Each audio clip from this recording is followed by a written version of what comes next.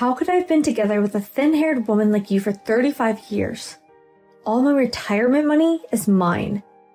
You, with your thin hair, are neither my wife nor a woman. My husband, who's been with me for 35 years, scoffs at my thinning hair. Why did my husband suddenly start to ridicule my thinning hair when he reached retirement age? I know all the reasons why. Okay, I got it. Here you are, the divorce papers. I don't think my husband expected me to sign the papers as he wished. He was wide-eyed, open-mouthed, and speechless. My name is Daisy, 67 years old. From the time I was in my 20s until I retired, I worked as a nurse at a general hospital. I retired at the age of 65, and it's been 2 years since I retired. Now I work part-time at a nursing home. My husband Donald is 64 years old, 3 years younger than me. He is on his way to work today, just before his retirement. Donald and I got married 35 years ago. I was 32 at the time. I was working in a hospital, mainly for the night staff. Then my father, who was the manager of the medical equipment manufacturer, came to me. Daisy, why don't you think about getting married? You shouldn't only be passionate about your work, but you should also find happiness as a woman. He arranged me to meet Donald. My father's company dealt with medical devices such as thermometers, blood pressure cuffs, and cardiac pacemakers. When my father became elderly, my brother took over my father's company. The company's management and sales are still going strong. When my father was in charge, Donald was the son of the managing director. Donald was neither handsome nor tall, nor does he have any outstanding skills. My first impression of him was that he was a serious gentleman. At the time, I was on a blind date and thought this man was going to be my husband, but it didn't really feel like it. Why did Donald seem to be so serious on the blind date?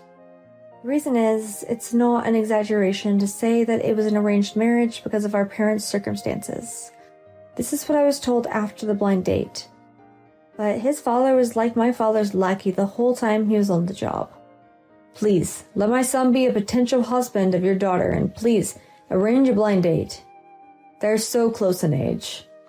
I think the two of them will get along very well. My father-in-law heard a rumor that my father was looking for a future husband for me. I heard that he suggested to my father that I have a blind date with Donald. My father was not surprised and readily agreed. At the blind date, I just greeted like, "Nice to meet you, I'm Daisy." I only remember that I gave a minimal greeting. The fathers of both families proceeded to talk to each other, and Donald asked me at the end of the blind date, "I would like very much to see you again."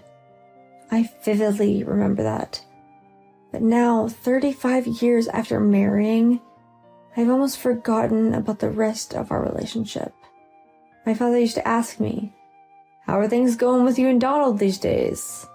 And my mother asked me, "Why don't you wear that on your next date? It would be fashionable, wouldn't it?" She bought me a lot of new clothes. I can still vaguely remember that. My parents arranged my relationship and marriage with Donald, but after the marriage, many hardships followed. As soon as we were married, my husband, who was in the best of spirits, as soon as we got married, my husband, who was in the best spirits, said, "I am deeply grateful to Jasper and Eva for giving me this opportunity to meet Daisy." And then he continued, "As my father said, I would like to live with you both after our marriage. I would like to repay the two of you for giving me this wonderful opportunity to meet Daisy." And then he simply decided to move in at my parents' house. "What? Are you sure?" I was surprised, but my husband said, "I'm indebted to both of them." He smiled and said, "It's only natural." I wondered if he feels that my marriage is just a tool for his connection. I couldn't believe how easily he accepted to live with my parents. We started our honeymoon with a slight sense of bewilderment. My husband went to work as a regular employee of my father's company.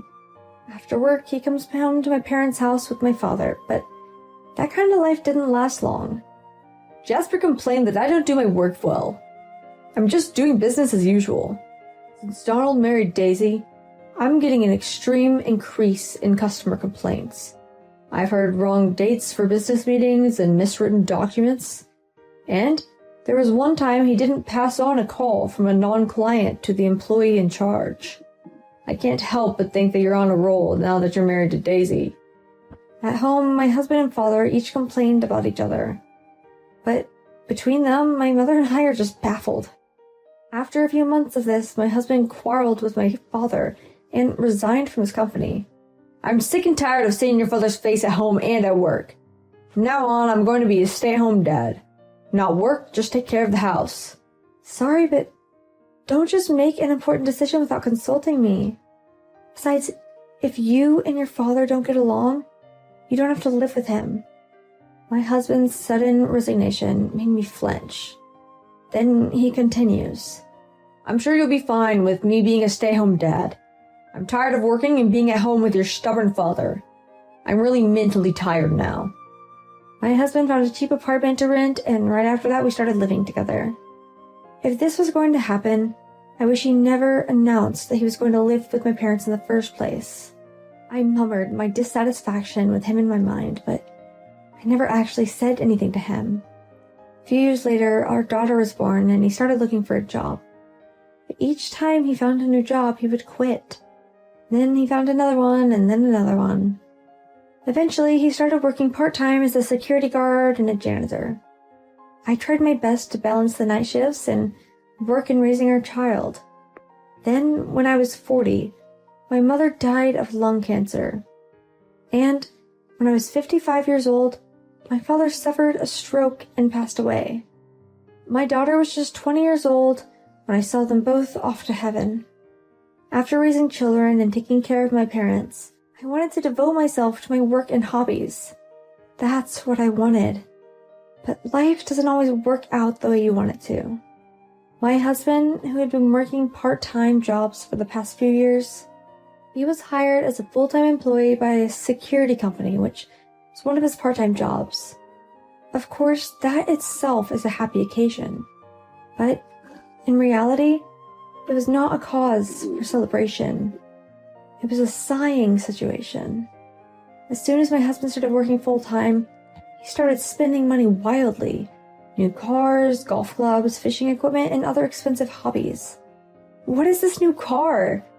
You have a license, but you don't drive, right? I was astonished.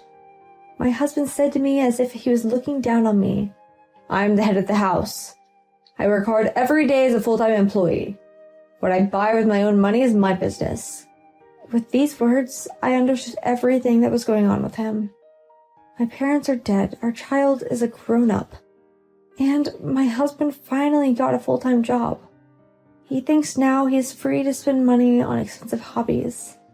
Maybe I put up with him and a lot of burdens without realizing it. When we got married, he asked to live with my parents, but just because he wanted to be a nice husband. Both during work and during his private life, he's being forced to be with my father, whom he didn't get along with. He was mentally exhausted and could not get a regular job for many years. When I think about it, I can't say anything back to my husband. But he took advantage of the fact that I didn't say anything back to him. My husband took it even farther. Your hair is getting thinner these days, isn't it? I've been thinking for a while. Why don't you buy some of those hair growth pills? If you don't, you'll be mistaken for an old man on the streets or at work. My husband started making fun of my thinning hair. I'm not concerned about it myself. Leave me alone. When I'd say that back to him, he'd say, You just don't leave it like that. It's why it's getting worse. You're a woman. You should take better care of yourself. Buy some hair growth pills or go see a doctor. I don't like it when you lax or even one of your flaws like that. That's when my husband's long talk begins. I started noticing thinning hair in my mid-30s. And by the time I was in my 50s, it had becoming quite noticeable. But my husband had never complained about my thinning hair. Rather, it's more like my husband didn't even come home as much. We moved out of my parents' house, and we started living in a rented apartment. Sometimes my parents would come to visit us because they were worried about me. My husband felt awkward, so he took a night job as a security guard and During the day, he would take naps at an internet cafe and never come home. After my parents passed away, he got a full-time job at a security company and started coming home early. And every time he saw me, he started complaining about my thinning hair. This situation continues to this day. He married me through an arranged marriage, and my father and he didn't even get along. And because of that, he had to resign from his job. After that, he couldn't find a job and would constantly work part-time.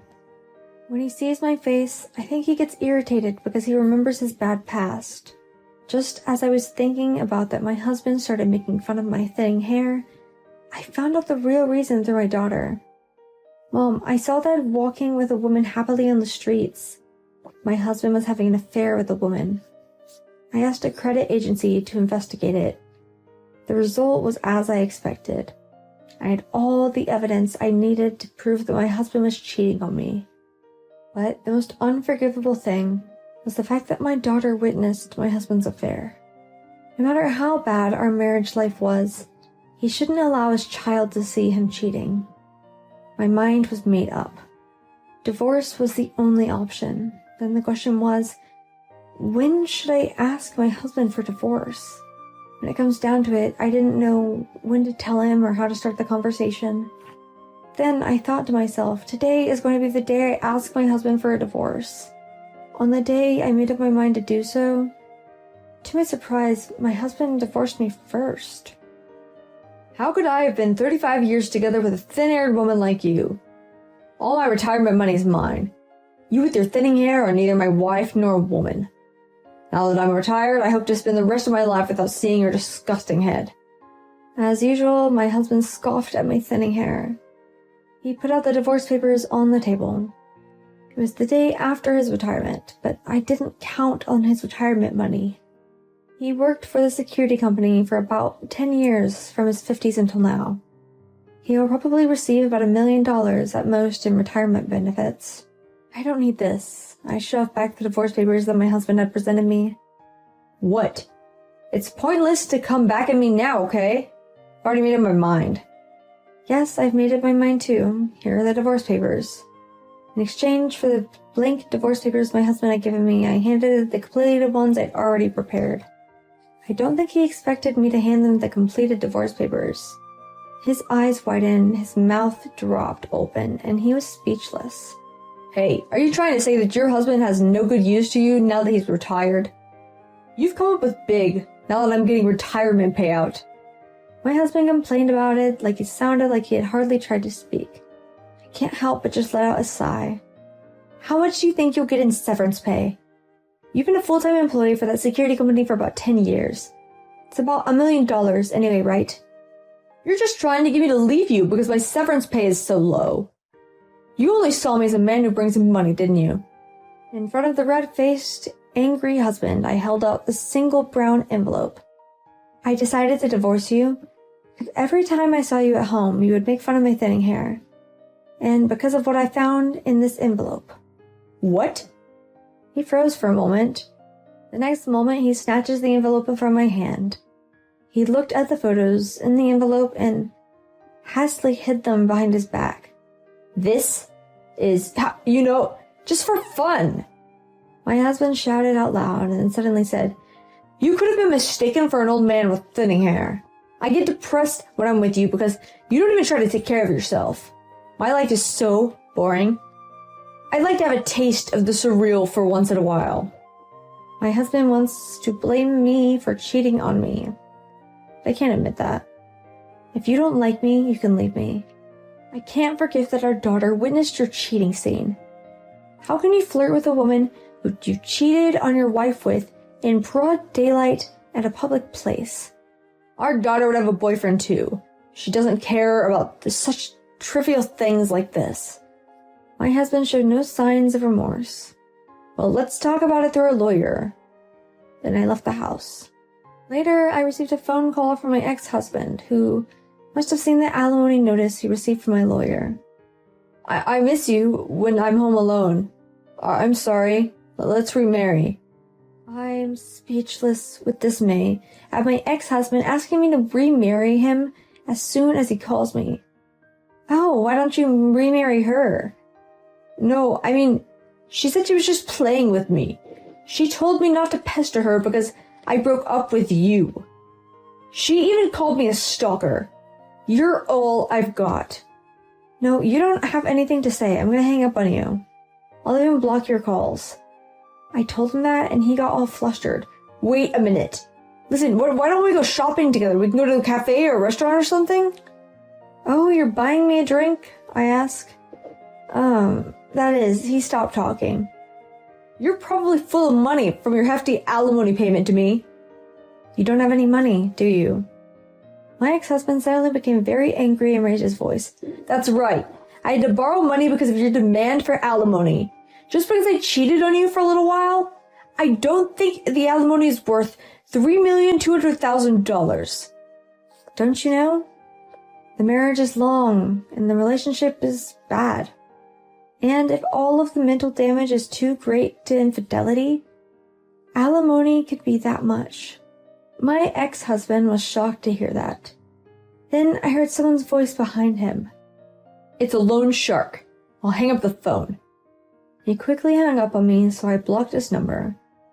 Later, my ex-husband called my daughter. He said he was lonely and wanted me to take care of him. He was so persistent that I blocked the calls. That's what my daughter told me. I'm sorry for bothering you. I apologized to her and she said, It's not your fault, it's all his fault. She smiles at me. He didn't get along with you, Mom, and Grandpa. He didn't come home as often as he should have. I don't even consider him my father, so don't worry about it. My daughter encouraged me by saying so. My ex-husband got blocked by me and my daughter. He blurted out to everyone that he was lonely. One day, I went to inspect the car. The dealer who was involved with purchasing my ex-husband's new car said that my ex-husband, that he had a small rental apartment, that it feels bigger without my family. My ex-husband, now retired, can't seem to find a new job, and his debts seem to be increasing. He moved out of the apartment he was renting. He can't pay his cell phone bill, and his cell phone bill is out of service. He has been living in his car with the little money he has left, and he's in huge debt. He is also on the run from loan sharks. We have no way of knowing where he is now. Then we got some good news. My daughter is getting married to a man she met at nursing school where she did her internship. Of course, we didn't send an invitation to my ex-husband. He is missing and my daughter doesn't want him to attend. The day before my wedding, my ex-husband called her from a payphone. Before she could say no, he was forced to hang up due to lack of money. As for me, I'm living with my daughter and her husband while continuing to work as a nurse at a nursing home. The family home that my late parents left to me was vacant for a long time. They renovated it and turned it into a beautiful two-family house. My son-in-law is a really nice person. He takes good care of me as well as my daughter.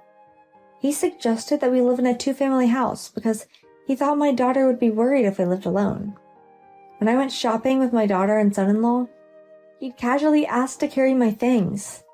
But it could just be because my son-in-law is in high spirits. After all, he's a newlywed. I made the mistake of believing in my husband's kindness when he was married to me. That's why, in order to prevent my daughter and son-in-law from repeating the mistakes I made, I wanted to have a relationship in which each of them can live freely and comfortably. Mom, this is the one I chose with him. Thank you for everything you've done. I hope you can enjoy your life from now on. With that said, the gift my daughter gave me before the wedding was a bright orange hat.